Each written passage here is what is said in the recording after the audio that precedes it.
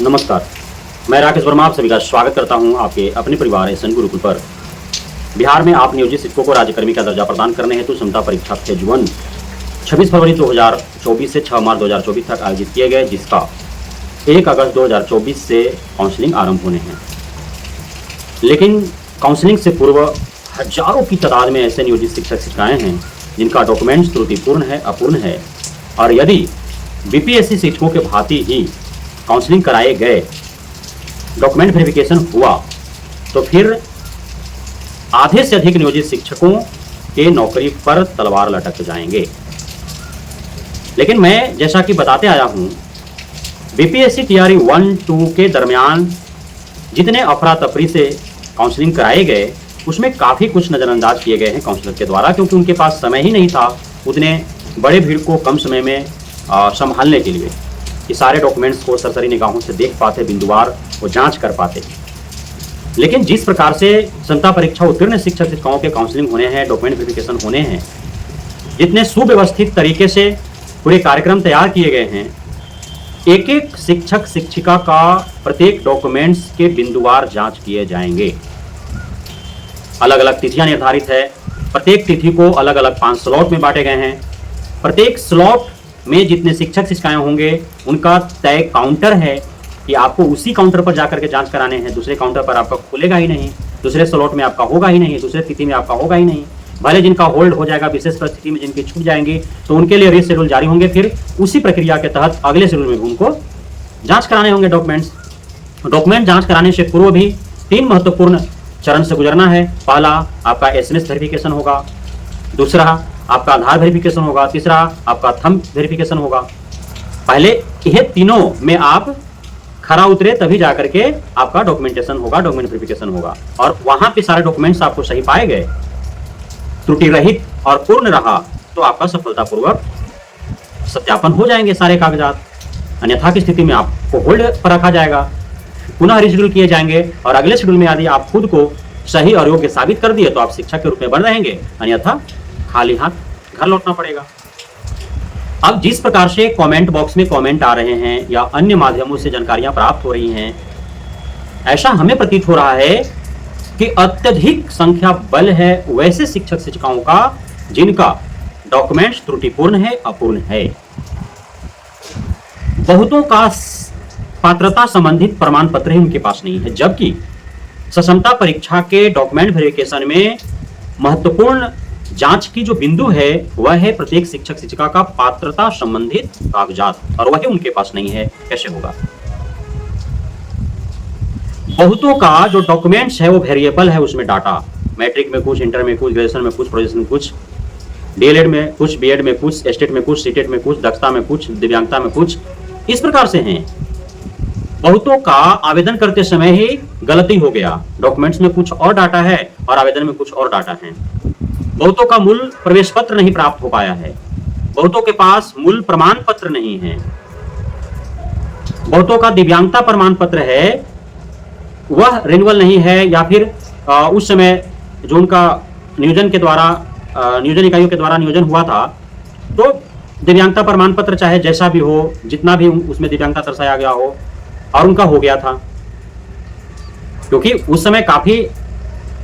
बड़े पैमाने पर माल ले लेकर के नियोजन किया गया शिक्षकों का। तो जिनका डॉक्यूमेंट्स अपूर्ण था, जिनका डॉक्यूमेंट्स त्रुटिपूर्ण था, किसी प्रकार से डॉक्यूमेंट्स में कोई कमियां थी, डॉक्यूमेंट्स फर्जी था या डॉक्यूमेंट सही था, जो जैसे था, जो गया मोटा रकम लेकर के, जेवर बेच करके, जमीन बेच करके, सूद पर लेकर के, कर्ज लेकर के, जो नियोजन इकाइयों के सक्षम प्राधिकार को प्रतिनिधि हो या फिर पदाधिकारी हो उसे संतुष्ट कर पाया, उन सभी का हो गया। अब शिक्षा विभाग उन सभी शिक्षक शिक्षिकाएं जो फर्जी थे, अयोग्य थे, उन पर प्रत्यक्ष रूप से कार्रवाई नहीं कर सकती थी, नियोजन इकाइयों को सिर्फ दिशा निर्देश ही दे सकती थी। बार बार दिशा निर्देश दिए जाने के बावजूद भी उन फर्जी और अयोग्य शिक्षकों पर कार्रवाई नहीं हुआ। उसके बाद क्षमता परीक्षा लिए जाने की योजना बनाई गई, क्षमता परीक्षा हुए। अब जब काउंसलिंग कराए जाने हैं तो अब सभी जो है उछल कूद कर रहे हैं कि किसी के साथ ये प्रॉब्लम है, किसी के साथ वो प्रॉब्लम है। मैं यह नहीं कह रहा हूं कि आपके पास डॉक्यूमेंट त्रुटिपूर्ण है, अपूर्ण है, तो आप अयोग्य हैं या फिर फर्जी हैं, लेकिन बहुत ऐसे हैं। तो उन फर्जी और अयोग्य के कारण आप सभी भी परेशान होंगे, आप सभी के साथ भी इन सारे प्रक्रियाओं को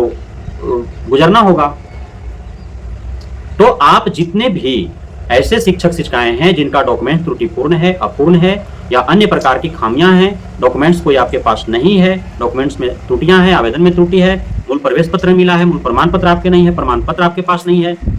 तो वह आप जब काउंसलिंग कराने जाएंगे तो आप भले ही उस एवज में आप एफिडेविट बनवा लें, डॉक्यूमेंट त्रुटिपूर्ण था आप सुधरवा लिए हों, लेकिन आवेदन में कोई और डॉक्यूमेंट्स अभी कोई और डॉक्यूमेंट्स हो, आपके पास मूल ना हो तो आप प्रोविजनल लेकर के जा रहे हो, आपके पास दिव्यांगता प्रमाण पत्र पूर्व में कुछ और था, अभी कुछ और आपने बनवा लिया हो,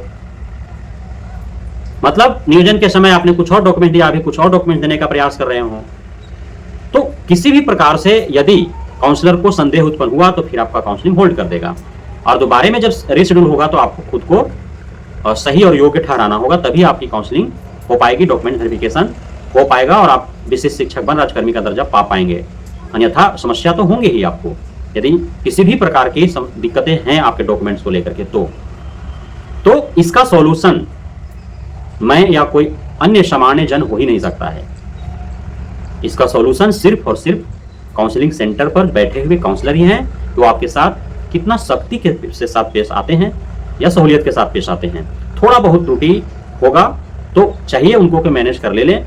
और यदि खड़ूस टाइप के होंगे काउंसलर तो थोड़ा भी त्रुटि होगा तो आपको हटा देंगे, एफिडेविट भी नहीं लेंगे। टीआरई 1-2 के दरमियान देखा गया कहीं एफिडेविट लिया गया, कहीं नहीं लिया गया, कहीं थोड़ा सा भी अंतर पाए गए डाटा में तो उन्हें निकाल दिया गया, कहीं बहुत ज्यादा के बाद भी ले लिए गए। तो तमाम तरह के अलग अलग जिलों में अलग अलग प्रकार से देखा गया यार, लेकिन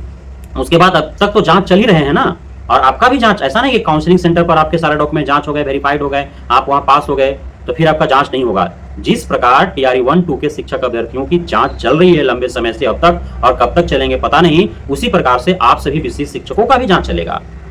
और कभी भी आपको हटाए जा सकते हैं। जब भी डाटा वेरिएबल पाया गया, त्रुटि ज्यादा हुए आपका डॉक्यूमेंट्स में, जब भी किसी प्रकार का संदेह उत्पन्न हुआ, सब्जेक्ट कॉम्बिनेशन को लेकर के समस्या हुई, डॉक्यूमेंट्स फर्जी पाए गए, जो योग्यता होनी चाहिए प्रत्येक ग्रेड वाइज वो योग्यता आप धारण नहीं करते हैं और उसमें शिक्षक बन बैठे हैं, जिस प्रकार टीआरई 1-2 में हो रहा है, डॉक्यूमेंट्स अपरिपूर्ण है, जितने डॉक्यूमेंट चाहिए उतने हैं ही नहीं। तो इस प्रकार से यदि होगा तो फिर आप कभी भी छंट सकते हैं। और अभी तो ये डीओ स्तर पर ही जांच हो रही है, प्रथम दृष्टया चल रहा है। अभी तीसरा नेत्र खुला ही कहां है, तीसरा नेत्र से भी जांच होता है ना डॉक्यूमेंट्स। तो तीसरा नेत्र क्या है, तो मैट्रिक, इंटर, डीएलएड, स्टेट का जो या दक्षता का, बीटेड का जो डॉक्यूमेंट्स होगा वो तो बिहार बोर्ड से जांच होगा। उसके बाद ग्रेजुएशन का, पोस्ट ग्रेजुएशन का, बीएड का जो डॉक्यूमेंट्स होगा यूजीसी से जांच होगा, यूनिवर्सिटी से नहीं, यूजीसी से जांच होगा।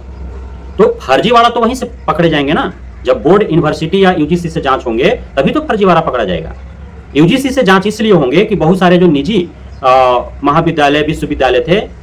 चूंकि वो फर्जीवाड़ा करते थे स्वयं अत्यधिक पैसा लेकर के, तो जब यहां से भेजा जाता था तो वो बोल देता कि हाँ हमारे यहाँ सही है सब चीज कर दो, इसलिए यूजीसी से होगा। क्योंकि जिन अभ्यर्थियों का, शिक्षकों का जो डॉक्यूमेंट्स डीओ के पास जमा होंगे, शिक्षा विभाग को दिए जाएंगे, वो सारे डॉक्यूमेंट्स बोर्ड और यूजीसी में यदि रजिस्टर्ड होंगे, उनका यदि वहां पे रिपोर्ट होगा, तभी जाकर के वे सही और योग्य माने जाएंगे, अन्यथा की स्थिति में कभी भी उनको निकाला जा सकता है। तो जिस प्रकार से हालात हैं नियोजन इकाइयों के द्वारा नियोजित शिक्षकों का, यदि सभी जांच प्रक्रियाओं से उन्हें गुजारा जाए तो निश्चित रूप से काफी शिक्षक शिक्षिकाएं बाहर हो जाएंगे, इसमें कोई शक नहीं है, कोई दो मत नहीं है। मैं डरा नहीं रहा हूं, आपको सतर्क कर रहा हूं, सजग कर रहा हूं, आपको सचेत कर रहा हूं कि किसी प्रकार से डॉक्यूमेंट्स में आपकी त्रुटि है, अपूर्ण डॉक्यूमेंट्स है, डॉक्यूमेंट्स है ही नहीं आपके पास, तो आप भरसक प्रयास करें। यदि आपको लग रहा है कि आप खुद को सही साबित कर पाएंगे तो आप जाएं, काउंसलिंग कराएं। लेकिन आपको लगता है कि आप वो डॉक्यूमेंट्स दे ही नहीं पाएंगे, आपको लगता है कि बहुत ज्यादा त्रुटि है अलग अलग डॉक्यूमेंट्स में, तो फिर आप क्यों जाएंगे काउंसलिंग कराने के लिए? आप नियोजित ही रहें, जब तक रहेंगे। तो ये आपको निर्णय लेना है कि क्या करना है। विशेष त्रुटिपूर्ण, अपूर्ण डॉक्यूमेंट्स होने के बावजूद भी काउंसलर आपके साथ किस रूप में पेश आता है, आपको छांटता है, रखता है, वो उसके मूड पर निर्भर करेगा। बहुत बहुत धन्यवाद आप सभी शिक्षक साथियों का हमारे साथ जुड़े रहने के लिए, बने रहने के लिए, मित्र प्यार देने के लिए, भरोसा बनाए रखने के लिए।